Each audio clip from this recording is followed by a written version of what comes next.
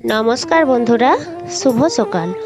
বাঁকুড়া জেলার ছোট্ট একটি গ্রাম থেকে আমি মিঠু আমার ব্লগ চ্যানেলে তোমাদেরকে অনেক অনেক স্বাগত। আশা করছি তোমরা যে যেখান থেকে আমার ভিডিওটা দেখছো সকলে ভালো আছো আর সুস্থ আছো, আর আমিও ভালো আছি। আজকে সবাই মিলে সকাল সকাল আনাজ কাটতে বসে পড়েছিল। আমার দুই বোন আর বোনপোবঞ্চিরা এসেছিল আমাদের বাড়িতে। আমাদের এখানে জয়রামবাটিতে এখন সারদা মেলা চলছে, তাই বোনেদেরকে আসতে বলেছিলুম। এখন আমরা তিন বোন এক কাছে হয়েছি, আর আমাদের ছেলেরাও ভাই বোনেদের সঙ্গে একসঙ্গে হয়েছে। আর অনেকদিন পর বোনেরা আমাদের বাড়িতে এসেছে, তাই তিন বোন মিলে খুব আনন্দও করছি আর খুব হাসাহাসিও করছি। আমার তো খুবই ভালো লাগছিল। আমি এখন বোনেদেরকে মুড়ি দিয়ে দিয়েছি। মুড়ি খাবারে আজকে ঘুগনি হয়েছিল। এইটা হলো আমার ছোট বোন, আর পাশেরটা মেজ বোন, আর তার পাশে বোন পোড়া মুড়ি খাচ্ছে। আর এই খড়গুলো এনে রেখেছে কাটার জন্য। আর আমি এখন শাক ঘন্ট করবো বলে বড়িগুলো ভেজে নিচ্ছি। বড়িগুলো লাল লাল করে ভেজে নিয়ে আমি এখন বাটিতে রেখে দিচ্ছি।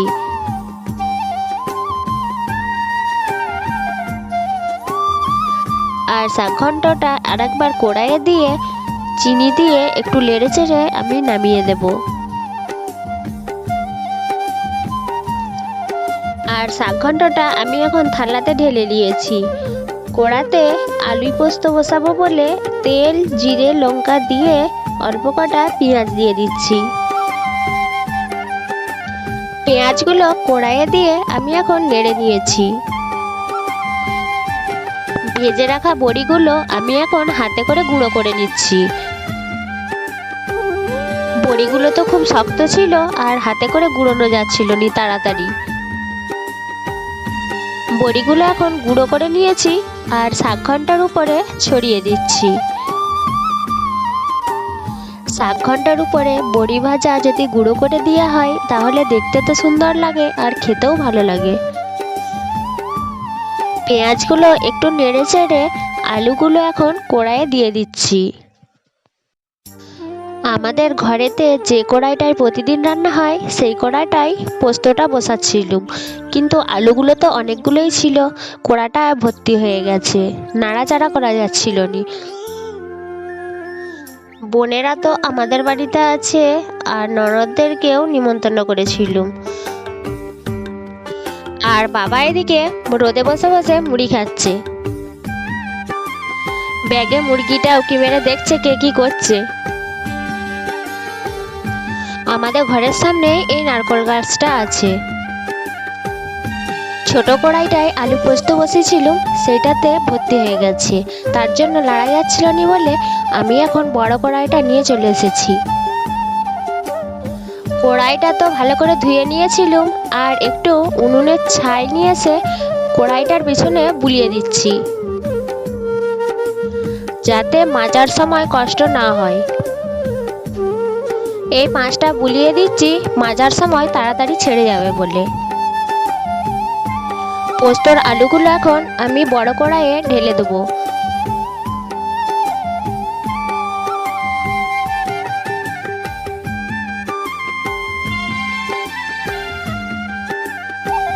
আমাদের বাড়িতে আজকে ননদদেরকে নিমন্ত্রণ করেছি, ননদ নন্দাই সবাই আসবে,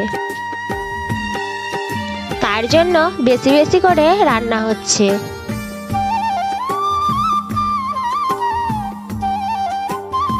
পোস্তর আলুগুলো এখন ভালো করে নেড়ে চেড়ে জল ঢেলে দিয়েছি। এইদিকে পোস্তর আলুগুলো সিদ্ধ হতে করতে আমি পোস্তটা বেটে নেব, তার জন্য শিলেতে পোস্ত দিয়ে দিয়েছি।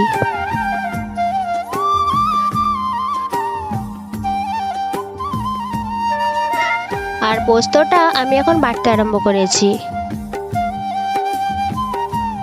আমাদের 3 বোনের 3টে ছেলে। ওরা তো অনেকদিন পরে মাসির বাড়ি এসেছে, তার জন্য খেলা করছে আর মারামারি ছুটাছুটিও করছে।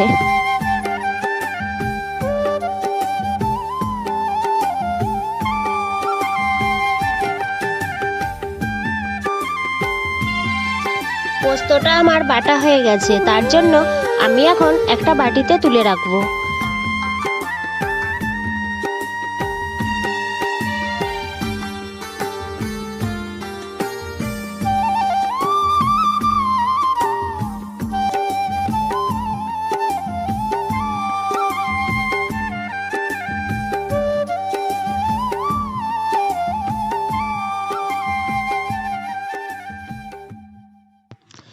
পোস্তটা বাটার পরে আমি এখন শিলটা তুলে দিতে যাচ্ছিলাম, কিন্তু আরও যে অনেক কিছু বাটার আছে সেটা আমার খেয়াল ছিল না। এদিকে কড়াইয়ের জল শুকিয়ে গেছে। আলুগুলো ভালো সিদ্ধ হয়নি বলে আর একটু জল দিয়ে ভালো করে সিদ্ধ করে নিচ্ছি। এদিকে আমার বোন বসে আছে রোদেতে একটা মেচে নিয়ে। আমি এখন একটা মুড়ির ড্রাম নিয়ে যাচ্ছি রান্নাঘরে রাখবো বলে। পোস্তর আলুগুলো তো সিদ্ধ হতে দেরি আছে, তার জন্য আমি এখন মুড়ি খাবো বলে মুড়ি পেড়ে নিচ্ছি।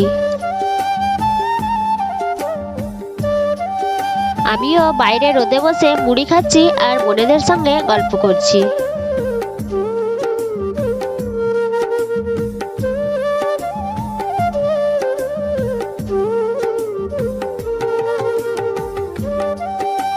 আর এইদিকে আমার শাশুড়ি মাও বসেছে মুড়ি খেতে।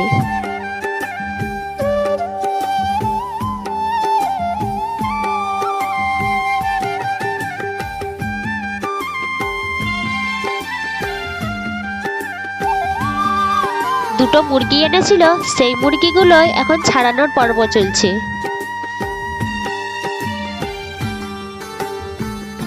আর এইদিকে মুরগি কাটা একদম রেডি। আর আমার সমস্ত রকম তরকারিও সব হয়ে গেছে, শুধু মাংসটাই হতে বাকি আছে। আজকের মেনুতে আছে শাক ঘন্ট, আলু পোস্ত, বেগুন ভাজা, আলু ভাজা, করলা ভাজা, মাংসের ঝোল আর চাটনি। সব কিছু রান্না করতে দেরি হয়ে গিয়েছিল, তার জন্য আমি এখন উনুনে ভাতটা বসিয়ে দিয়েছি আর গ্যাসেতে মাংসের ঝোলটা করে নিচ্ছি। তাই কড়াইতে তেল দিয়ে পেঁয়াজ রসুনগুলো ভেজে নিচ্ছি আর আদা জিরে রসুন বাটা দিয়ে ভালো করে কষিয়ে নিচ্ছি। আর শাশুড়ি মা এদিকে ভাতটায় জাল দিয়ে দিচ্ছিল।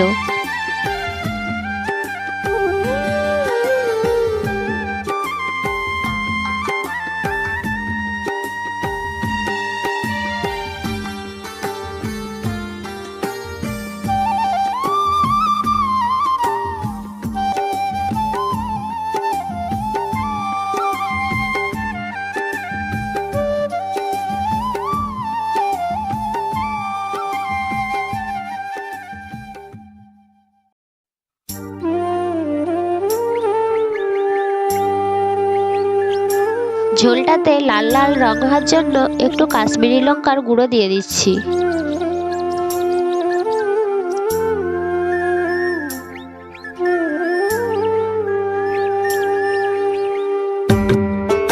মাংসের জন্য মশলাটা কষানো হয়ে গিয়েছিল, তাই আমি এখন মাংসগুলো কড়াইয়ে দিয়ে দিচ্ছি।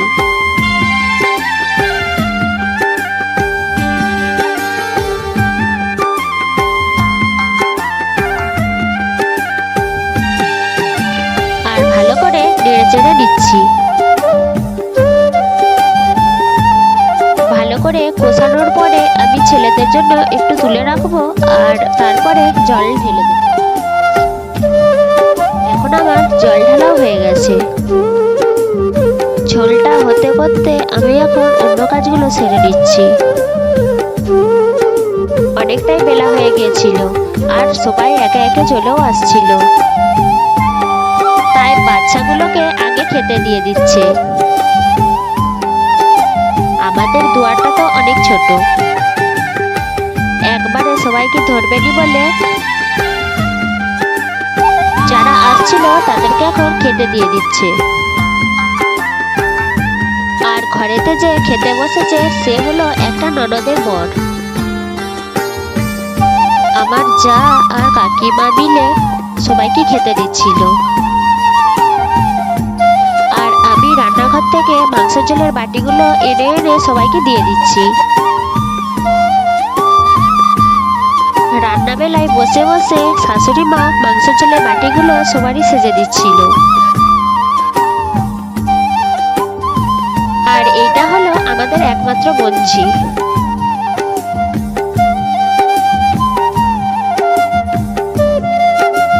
আর এখানে এখন বসেছে দুই ননদ আর তার ছেলেরা। আর এইটা হলো আর একটা ননদের বর। দুটো ননদের বর এসেছিল আর একজনের আসেনি। আর এখন আমার বোনেরাও খেতে বসে পড়েছে। আর আমাদের তিনটে ছেলেকেই খেতে দিয়ে দিয়েছে।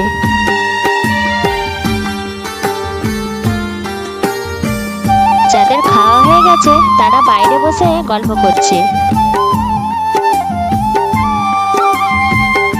শাশুড়ি মা তো মাংসের ঝোলগুলো সারছিল আর এখন সবারই খাওয়া সারা। তার জন্য আমরা এখন খেতে বসে পড়েছি। এখানে শাশুড়ি মা, যা, কাকিমা, আমি আর আমার বর পাঁচজন মিলে খেয়ে নিচ্ছি। বোনেরা রোদে বসে বসে গল্প করছে আর হাসছে। আমার সমস্ত কাজ সারার পরে আমি ওদের কাছে গেছি একবার রোদে বসার জন্য।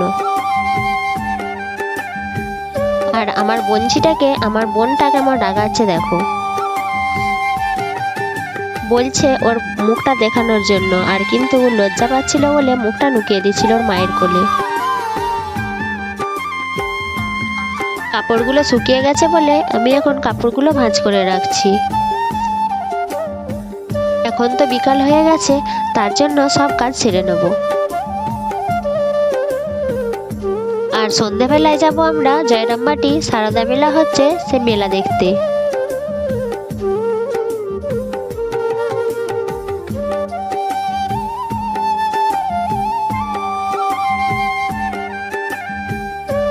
মেলাতে প্রতিদিন একটা একটা করে অনুষ্ঠান হয়, আর আজকের অনুষ্ঠান আছে ম্যাজিক শো। আমরা তো এখন মেলাতে চলে এসেছিলাম। মেলার চারিদিকটা ঘুরে আমরা যেখানে ম্যাজিক হচ্ছিল সেখানে চলে এসেছি। আর ম্যাজিক মানে বাচ্চা ছেলেদের খুবই আনন্দ হচ্ছে। আর যে স্টেজেতে ম্যাজিক দেখাচ্ছিল সে তো একটা একটা বাচ্চাকে স্টেজে তুলছিল আর একটা একটা করে ম্যাজিক দেখাচ্ছিল। আর লাল জামা পরা ছেলেটা ছিল আমার ছোট বুনপো।